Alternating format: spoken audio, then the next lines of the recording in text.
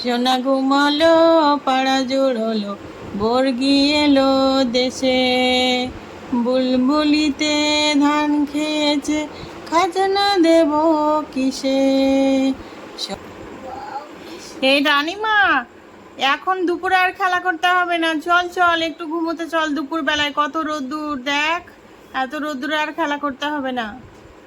না মা, আমি এখন ঘুমোতে যাব না। না না, চল চল চল চল, একটু ঘুমোবি চ।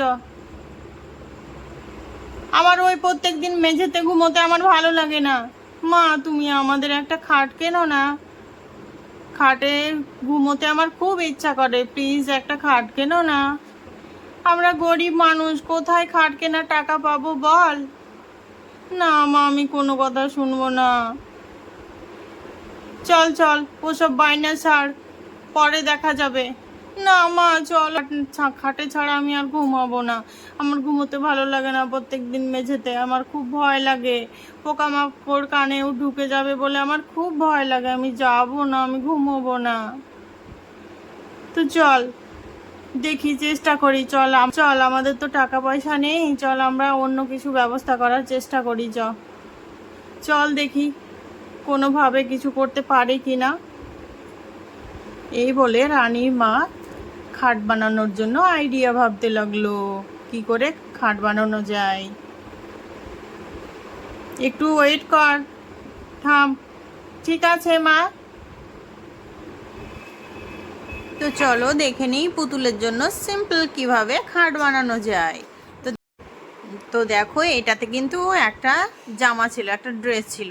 তো ওই ড্রেসটা তো নিয়ে নিয়েছি, আর এটা তো ফেলেই দেবো। ফেলে দেওয়া কাগজের টুকরোটাকেই আমি এটাই ব্যবহার করছি খাট বানানোর জন্য। তো দেখো, এইভাবে আমি সরু করে কেটে নিলাম। তারপর দেখো, এইরকমই আর একটাও আমি সেম করে কেটে নেব। তারপর এইভাবে আমি বসিয়ে দিয়েছি দেখো। আর এটা কিন্তু পুরনো একটা কাপড়ের টুকরো, যেটাকে আমি বানিয়েছি বিছানার চাদর।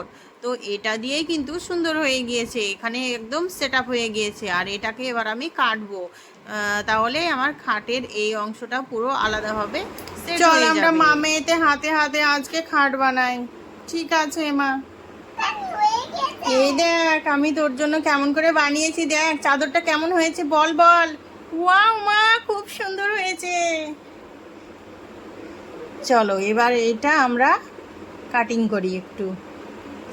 আর এইভাবে খুব সহজেই খাট বানানো শুরু হয়ে গেল।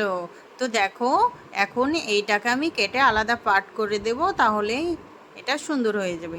চলো এবার এটাকে কেটে নিয়ে একটু, এটা তো একসঙ্গেই জোড়া লাগানোই আছে, তো এটাকে আলাদা করে এটা আমি একটু নামিয়ে রাখলাম। এই অংশটা একটু আলাদাভাবে নামিয়ে রাখলাম। তারপর দেখো, ওইটা যতটা রয়েছে ততটাই আমি সমানভাবে এটাকেও কেটে নেব।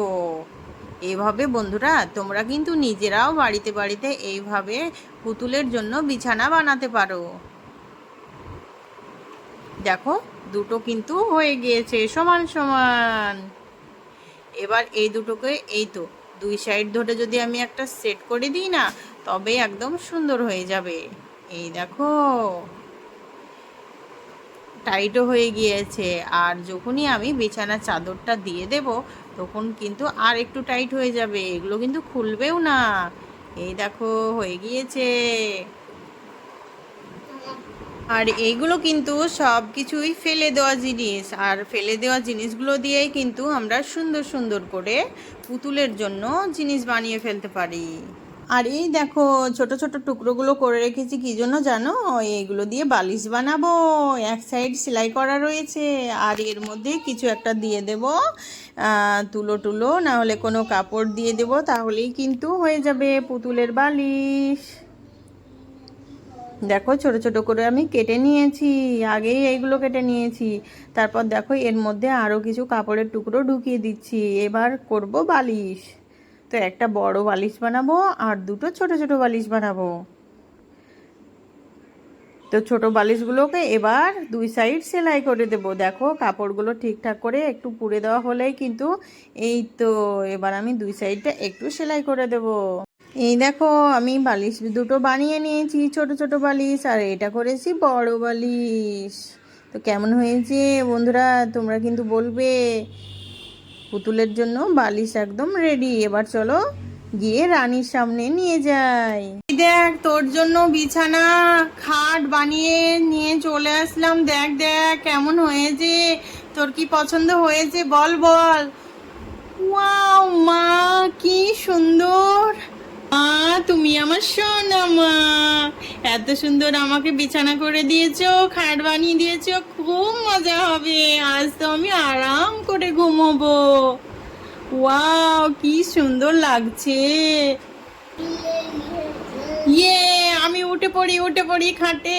কি মজা কি মজা কি মজা কি মজা। আমি শুয়ে পড়েছি এইখানে এইখানে এইখানে এইখানে শুয়ে পড়েছি। কি মজা কি মজা।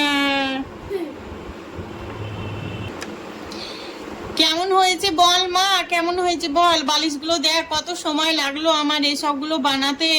কেমন হয়েছে? খুব সুন্দর হয়েছে মা। তুমি এসো, আমরা মা মেয়েতে একসঙ্গে ঘুমোবো। তুমিও চলে এসো, খুব সুন্দর হয়েছে।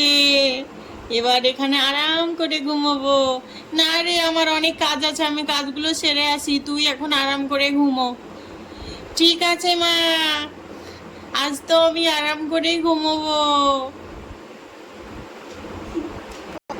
হ্যাঁ হ্যাঁ তুই ঘুমো ঘুমো। এই দেখ এই গোল বালিশটা তুই সামনে নে, নে এইখানে নে, দিয়ে এবার আরাম করে ঘুমো দেখিনি। এই দেখ এই বালিশটা তোকে এখানে দিয়ে দিলাম। ঠিক আছে ঠিক আছে, যাও মা, একটু পাখাটা চালিয়ে দিও, ঠিক আছে? হ্যাঁ ঠিক আছে, ঘুমা।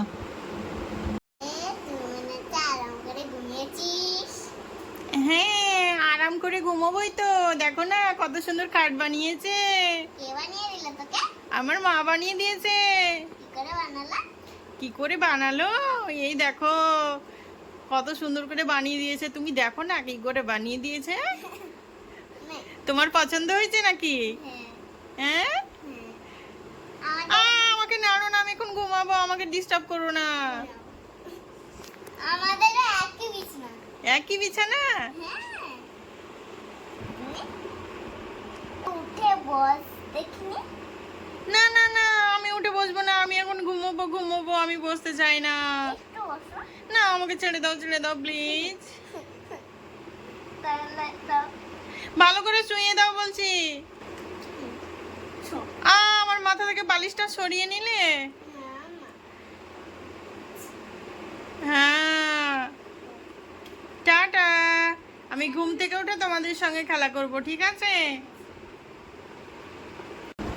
ঘুম দিয়ে দাও না একটু মা। হ্যাঁ হ্যাঁ ঘুম দিয়ে দিচ্ছি।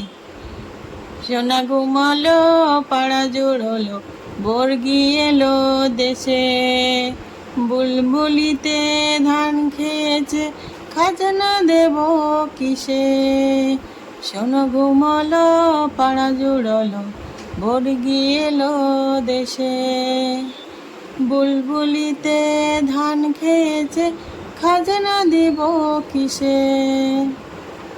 যাক বাবা, মেয়েটা ঘুমালো, এবার যাই।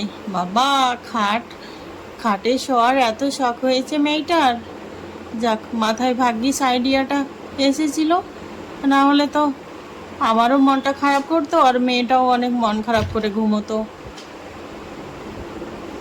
তো বন্ধুরা, আজকে খাট বালিশ বিছানা কেমন হলো তোমরা অবশ্যই কমেন্টে জানিও। এই দেখো রানীর মা এখানে কাজ করতে শুরু করে দিয়েছে, আর রানী এখানে খাট বিছানাতে দেখো কত সুন্দর খাট বানিয়েছি, অনেক আরাম করে ঘুমিয়ে পড়েছে।